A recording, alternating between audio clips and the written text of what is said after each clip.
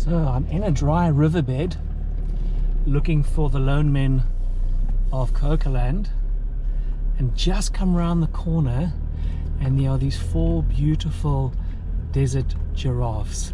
Now I can't be more than 30 meters away from them, and there's a baby in the background, and they're not moving at all. We've got one to the right on the edge of the camera spacing. Here we go.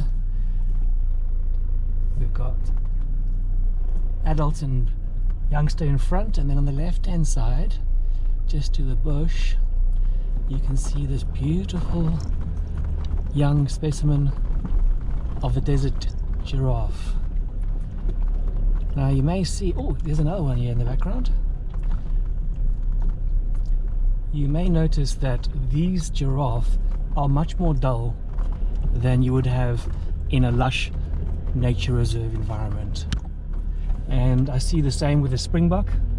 They are also the dull color, and I always wonder, is it the dust, because there's a lot of sand around, or is it because of the environment? Shame I've got the little one on the left hand side feeling a bit threatened because I'm driving in the middle, even though I'm driving slowly. And I must say that giraffe are one of those really chilled out animals. They don't spook easily. They gently gallop away if you come, as it were, too close. And so I'm heading hopefully towards another lone man of Koakaland, about 35 kilometers north of a little town called Puros. Puros is set on the dry river bank.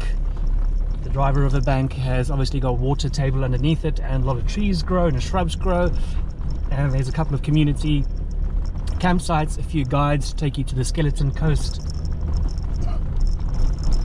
and that's kind of it. Really sandy, very chilled out, probably only about 200 people in this actual elongated village, as you were running along the riverbed. That really is the last bit of civilization you're going to get for a while.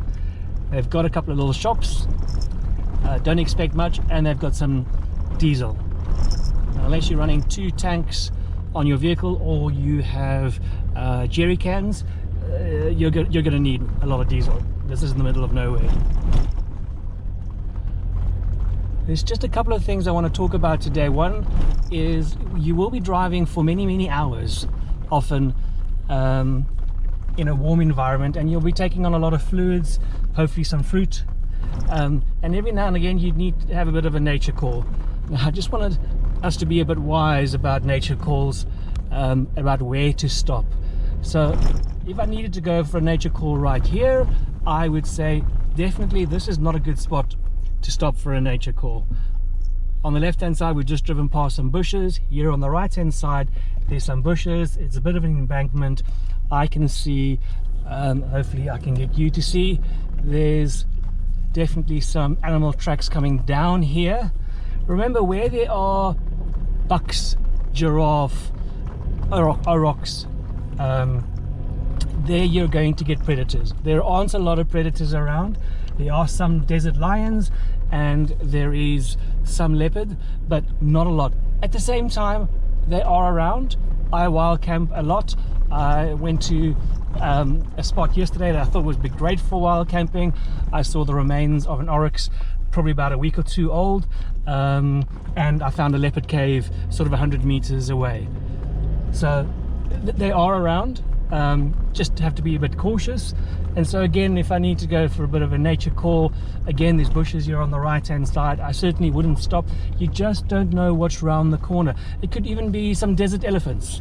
You don't want to scare these guys, although you may be in a large vehicle, they're a lot larger. So what I would do is stop sort of here. This is a great little spot right here. You've got clear surrounding view on the left hand side, you've got clear surrounding view on the right hand side, you can see what's in front of you, and you've just come from an area so you know what's behind you. So just be a bit cautious about that, and just stay out of trouble, I guess, is the best thing to do. The second thing I want to talk to you about is emergency water. Now, I've been on the road for almost a year now, and I've been carrying 2 5-litre containers of water. Once a month I decant the water, I rinse out the containers with bleached water, and then I refill it, and I haven't used it in now, let's call it 11 months. 4 days ago I was in the middle of nowhere while camping.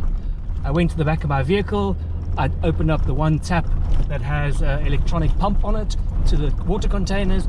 Nothing came out. Whoops, okay, maybe it's a bit of a fuse issue or electronic issue, I'm not quite sure. Went to the other tap where the other 55-litre tank is. Whoop, open it, nothing at all. Immediate panic kicks in.